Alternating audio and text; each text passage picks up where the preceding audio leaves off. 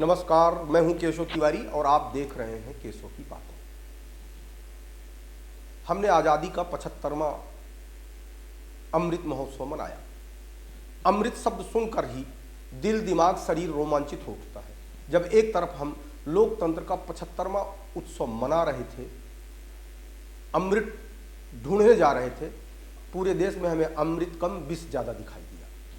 जिस तरीके से समुद्र मंथन के दौरान अमृत और विष दोनों निकले थे, ठीक उसी तरीके से 75वें लोकतंत्र के उत्सव मनाने के पूर्व यदि समुद्र मंथन की तरह मूल्यांकन किया जाए कि किसके हिस्से में क्या आया, तो यह बात छाती ठोक कर कही जा सकती है कि अमृत आम जनता के हिस्से में तो नहीं आया।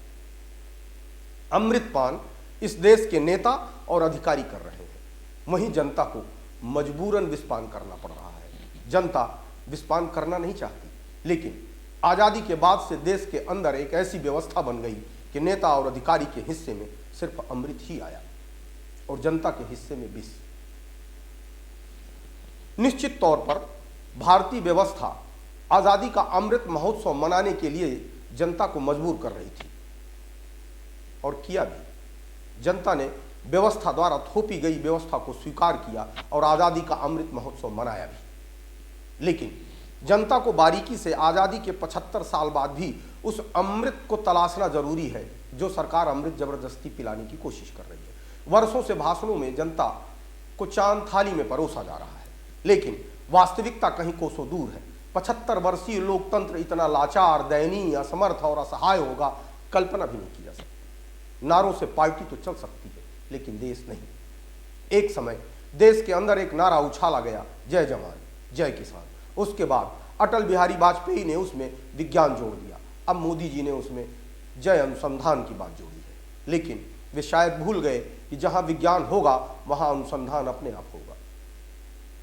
लेकिन यहां पर यह बताना भी उपयुक्त होगा कि भारतवर्ष का अनुसंधान का बजट इतना नहीं है कि भारत कोई अनुसंधान करके विश्व के मानचित्र में अपनी उपस्थिति दर्ज करा पाए।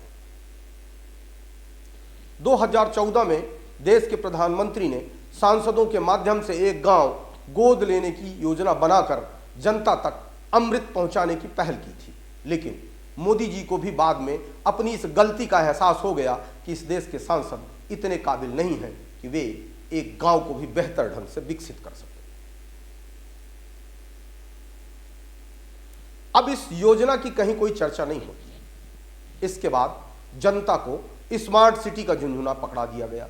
जो शहर स्मार्ट सिटी घोषित नहीं है, उनकी स्थिति स्मार्ट सिटी से कहीं लाख दर्जे बेहतर है। मैं देश की किसी स्मार्ट सिटी में तो नहीं गया, लेकिन सतना की स्मार्ट सिटी रोज घूमता हूं।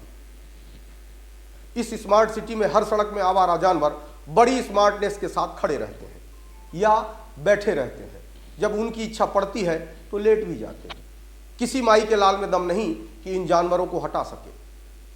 अल्प वर्षा में ही लोगों के घरों में पानी घुसने लगता है और ठंडी पूरी तरह से खत्म भी नहीं होती तो शहर में जल संकट गहराने लगता है। भ्रष्टाचार के भस्मासुर का आकार प्रकार न सिर्फ शहर में बल्कि देश प्रदेश हर जगह व्यापक पैमाने पर देखने को मिल रहा है। मोदी जी ने कहा था, न खाएंगे न खाने देंगे। अभी हाल ही में धार जिले के अंदर 304 करोड़ का बांध भ्रष्टाचार की भेंट चढ़ गया।